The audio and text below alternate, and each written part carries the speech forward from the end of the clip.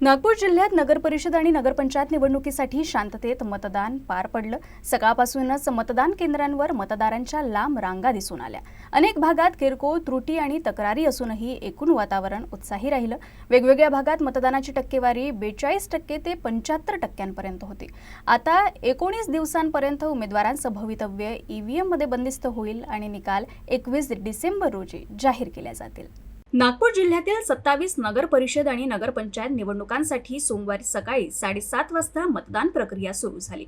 मतदानासाठी सुरुवातीपासूनच मतदारांची मोठी गर्दी दिसून आली। अनेक ठिकाणी मतदान केंद्रांवर तांत्रिक अडचणी, मतदार यादीत नाव गहाळ होणं आणि बूथ व्यवस्थापनाबाबत वाद देखील झाले, ज्यावर मतदारांनी नाराजी व्यक्त केली। गोधनीत 150 मतदारांची नावं यादीत नसल्यानं गोंधळ उडाला, तर एका ठिकाणी ज्येष्ठ मतदाराचं मतदान कुणीतरी दुसऱ्यानं केल्याची तक्रारही समोर आली।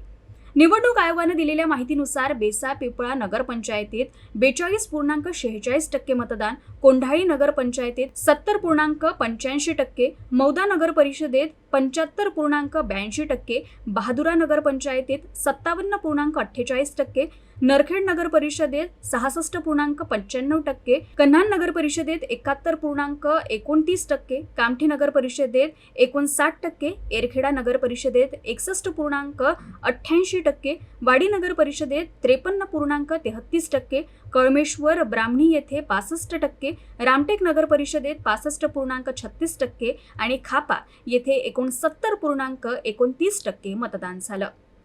दरम्यान काही केंद्रांवर तांत्रिक गोंधळामुळे किरकोळ बाचाबाचीही झाली। काही ठिकाणी बोगस मतदारांच्या तक्रारी समोर आल्या, मात्र प्रशासनानं तात्काळ हस्तक्षेप करून परिस्थिती नियंत्रणात आणली। अनेक केंद्रांवर दुपारनंतरही मतदारांची गर्दी कायम होती। काही बूथवर नियंत्रण व्यवस्था आणि पडताळणी प्रक्रिया मंद गतीनं सुरू असल्यामुळे मतदारांमध्ये नाराजी दिसून आली, पण पोलीस व प्रशासनानं समन्वय साधून परिस्थिती सांभाळली आणि मतदान सुरळीतपणे सुरू ठेवलं। जिल्ह्यातील एकूण 853 मतदान केंद्रांवर सायंकाळी 5:30 वाजेपर्यंत सरासरी 60% ते 65% मतदान झालं। पहिल्या टप्प्यातील शांततापूर्ण मतदानानं प्रशासनाला दिलासा मिळालाय। आता सर्वांचं लक्ष ईव्हीएम मध्ये बंदिस्त झालेल्या निकालांकडे लागलंय, जे 21 डिसेंबर रोजी जाहीर केले जाणार आहे। एकूणच जिल्ह्यात लोकशाहीच्या या उत्सवात मतदारांचा उत्साह आणि शांततेनं सहभाग नोंदवला गेला। मतदारांनी मोठ्या संख्येनं मतदान करून केवळ आपली भूमिका बजावली नाही, तर स्थानिक स्वराज्य निवडणुकांविषयीची त्यांची जागरूकता आणि अपेक्षा यांचाही संदेश दिला। आता जनतेचा कौल कोणाला मिळतो याचा निर्णय 19 दिवसांनी स्पष्ट होईल।